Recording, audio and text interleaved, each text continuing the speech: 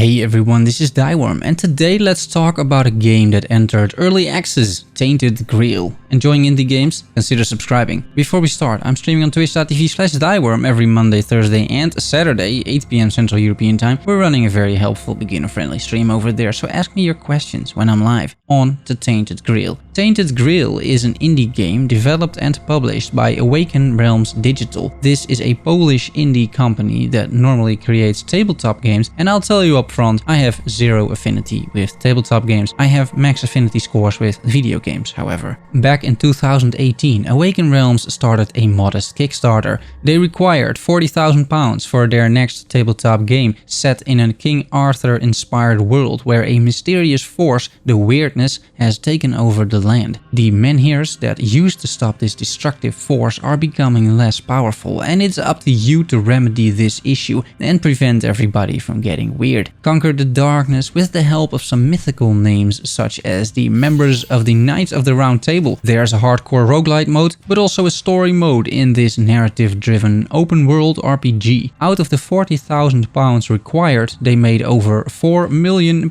Ladies and gentlemen, people really wanted this tabletop to happen, and it did by the looks of it. 4 million should do it. After all, the Kickstarter isn't super clear on this, but I believe a digital copy as a sort of side product was the stretch goal, which was obviously met, and that's why there is now a digital version of the tabletop game playable on Steam. Bottom line, I played this game on Steam. The first thing that struck me when starting up the game, and that was an alpha version, is the incredible amount of detail and work that went into the world design and the whole campaign. It was fairly easy to immerse yourself in a sort of twisted version of the stories around King Arthur, because the game has excellent voice acting, incredibly well drawn maps, and an overall aesthetic that is dark and detailed. Weathered and cracked, its ribbons flapping in the wind. The thought that this tired old thing is the only protection from pure weirdness outside a farmhold sends shivers up your spine.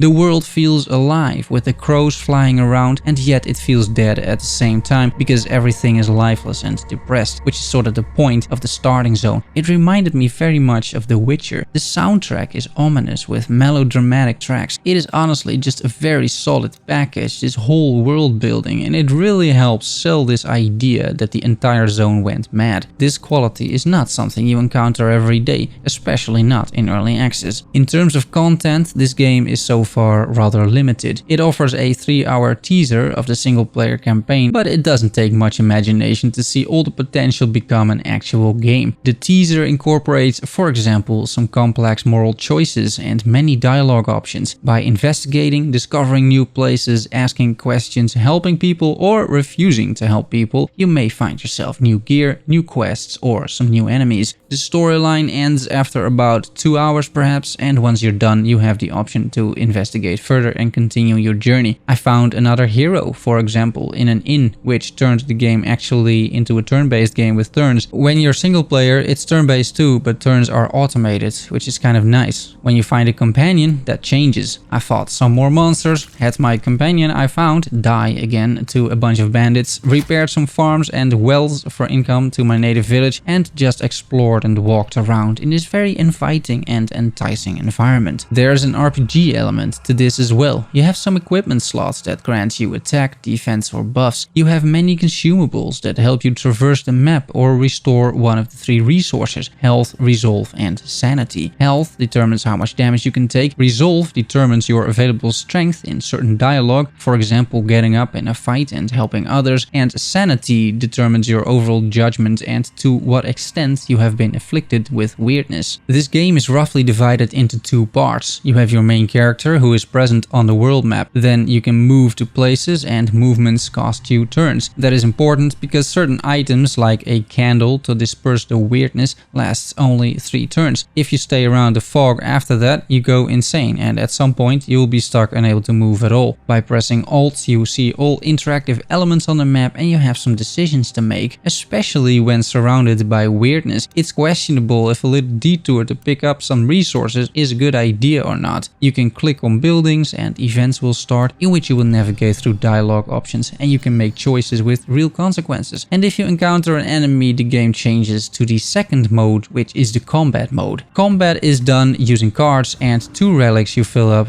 by using cards. You have 2 types of cards so far, aggressive and defensive cards. The red aggressive cards are various attacks, stuns, bleeds and buffs for your character. They are heavily damage focused, and by using them you fill up the red relic meter. As soon as that is full, you can activate it for 1 turn, making all red cards on the board free to play. You can also leave the relic at full capacity, which adds additional bonuses like stun chance on your attacks or crit chance. Defensive cards are blue and grant you armor, cleansing, healing and defensive buffs. It has its own relic you can fill up, and once the blue one is full and activated, you get 3 action points and you draw 2 cards, or once again keep it at 10 for various bonuses. There is plenty of synergy between the cards as well, called momentum. It is something like play a card and your next card costs 1 less. It is a system that is easy to understand but difficult to master and play correctly. During some of the boss fights I definitely had to think a lot about what combinations to use, and making mistakes was easily punished by the AI. I thought combat was very good in this game. It is super tactical, it has plenty of depth and interesting cards, all elements have their own function and synergies, it is designed properly and fun to play around with. You should have a decent idea by now what to expect out of Tainted Grail. I'm not even a huge fan of games like this, but this is just very well made, full of life, interesting events and a believable narrative. It's recommended. I got a review key from the devs, but I've decided to buy copies of the games I review as well to minimize the bias. That means I can give a Steam copy away, ACG style, so tell me in the comments why you want this game and you may win a Steam key. I hope you enjoyed the video, ladies and gents. Thanks so much for watching and making it to the end. See you soon. Bye bye.